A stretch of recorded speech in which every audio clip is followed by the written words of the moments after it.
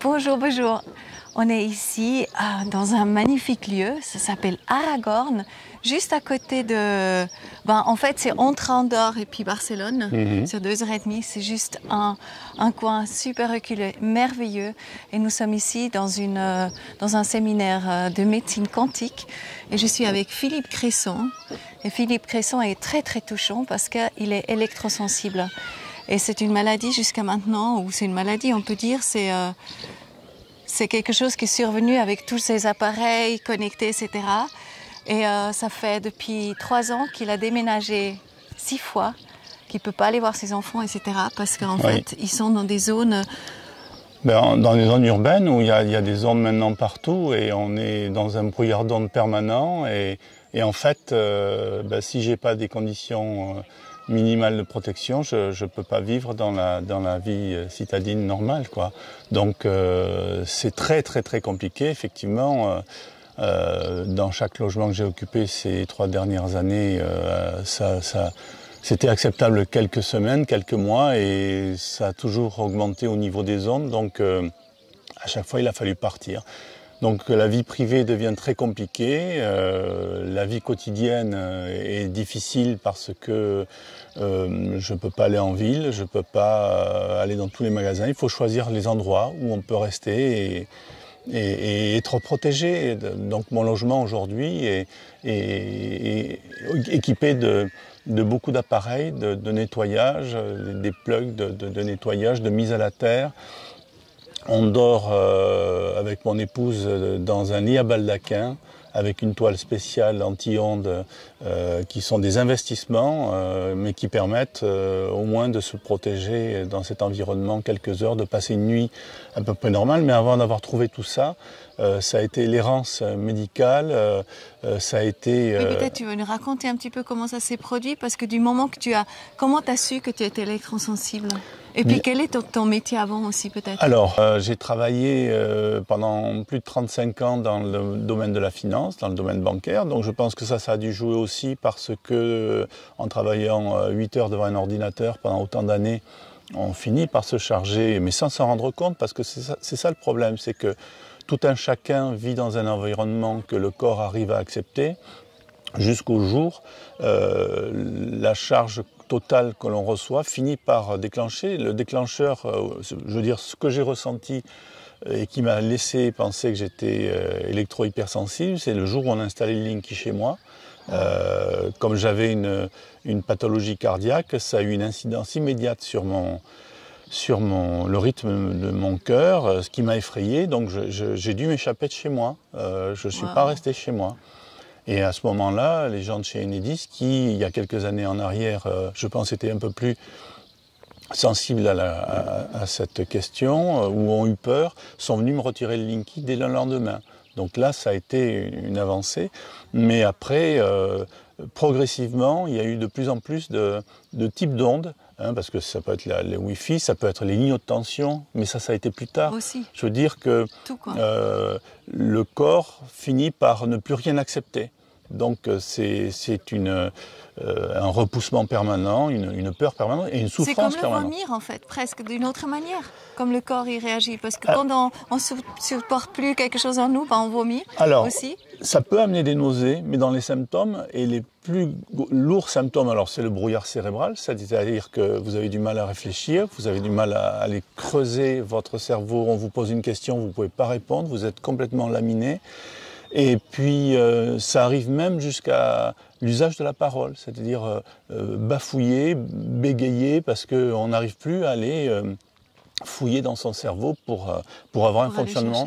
Pour avoir un fonctionnement normal, on ne fonctionne plus normalement. Et perte d'énergie, trouble du rythme cardiaque. Ça a été, il a fallu que je fasse une nouvelle intervention d'ablation par radiofréquence pour couper certains champs électriques intempestifs que j'avais en moi et qui étaient surmultipliés par les courants extérieurs, quoi. Donc tout devient compliqué. Tout devient très compliqué. Et est-ce que tu étais accompagné par les autorités ou comme ça? Est-ce que des gens t'accompagnent et ont compris ce que tu vis? Alors, les proches, oui. Les proches, les amis, la famille qui a vu l'évolution, qui a compris et qui te connaissent savent bien que tu es quelqu'un de sérieux, que tu as été quelqu'un de normal, et eux l'acceptent, mais dans la vie courante, l'administration, les administrations, l'État, je pense qu'il y a encore une omerta sur ce sujet, comme sur d'autres sujets, parce qu'on ne veut pas de zone blanche. Veut pas regarder, et on ne veut pas de zone blanche. Plus, donc on est des empêcheurs de tourner en rond. Donc ces zones blanches sont justement complètement protégées des ondes.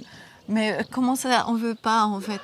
Ben, on ne les prend pas au sérieux, on ne vous prend encore pas au sérieux. Ben, c'est-à-dire que comme on veut absolument équiper tous les endroits de 4G, 5G et encore plus d'outils de communication. Oui, parce qu'ils disent en fait c'est même dangereux si jamais il y a une fois une zone blanche dans un parc ou comme ça, ben, c'est dangereux parce que juste là pourrait arriver un accident. Oui, sauf que les moyens de communication aujourd'hui permettent, dans un moindre endroit en montagne, vous pouvez alerter les secours, vous appelez un numéro et les secours arrivent. Donc c'est un faux prétexte. Oui, oui.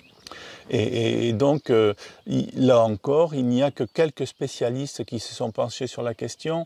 Et même, parfois, certains chercheurs, professeurs, quand ils ont eu des avancées, on les empêche on leur met des bâtons dans les roues.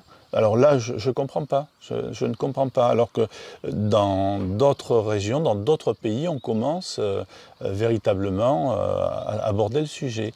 Même s'il y a des associations, je connais une association qui s'appelle AZB, qui a vraiment pris ça en main et essaye de trouver des endroits ou de créer des endroits qui pourront héberger des personnes comme moi pendant quelque temps, le temps de se ressourcer, de pouvoir... de pouvoir dormir et tout ça. Mais dormir, faire un break et vivre tout simplement, parce que ta vie personnelle, tu es privé de ta vie personnelle, quoi. C'est-à-dire que parce que tout autour de toi est conditionné par rapport à tes empêchements.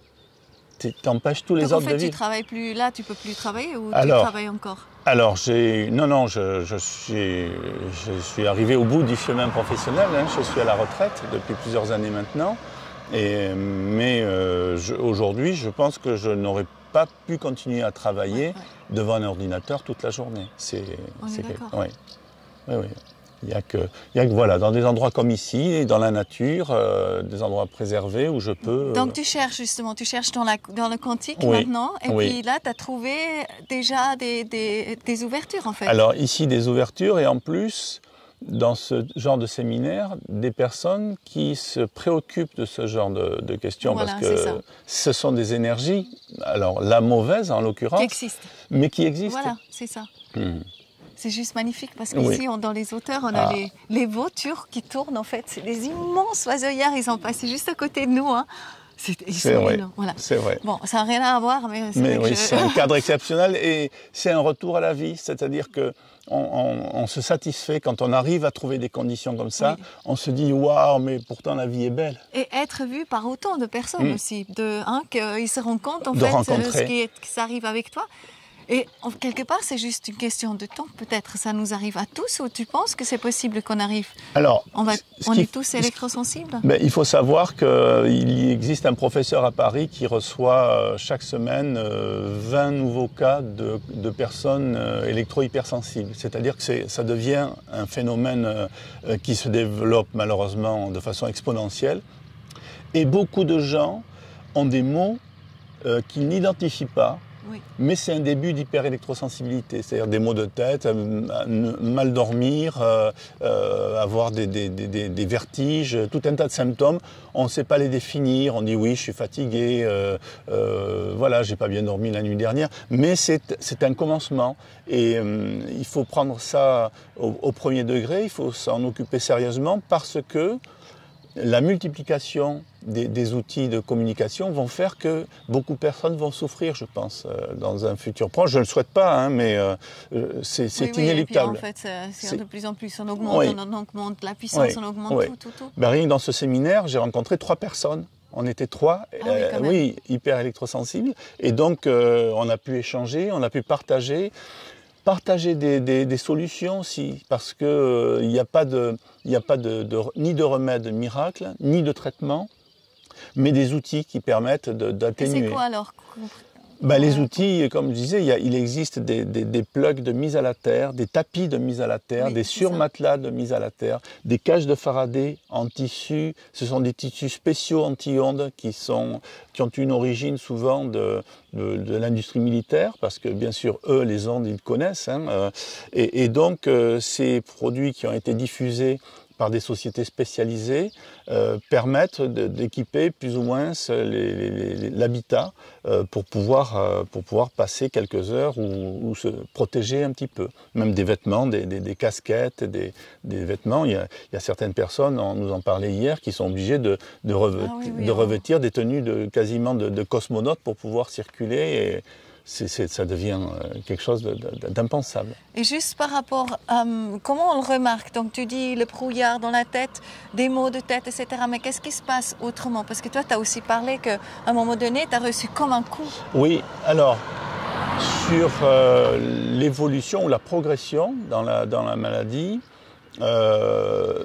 donc au début j'ai parlé du Linky, il y a eu le Wi-Fi qui lui, pour moi en ce qui me concerne, il est très très délétère. Parce que le Wi-Fi, c'est ça en fait, à comprendre, le Wi-Fi il est tout le temps, Oui, on est d'accord. Bien sûr. Donc c'est comme si on est dans un bain inondé d'ondes. Voilà, on est d'accord. Ça passe dans tous les sens. Donc la journée, on a notre Wi-Fi allumé, en fait c'est bien de peut-être l'allumer le temps, peut-être qu'on fait vraiment une activité. Oui.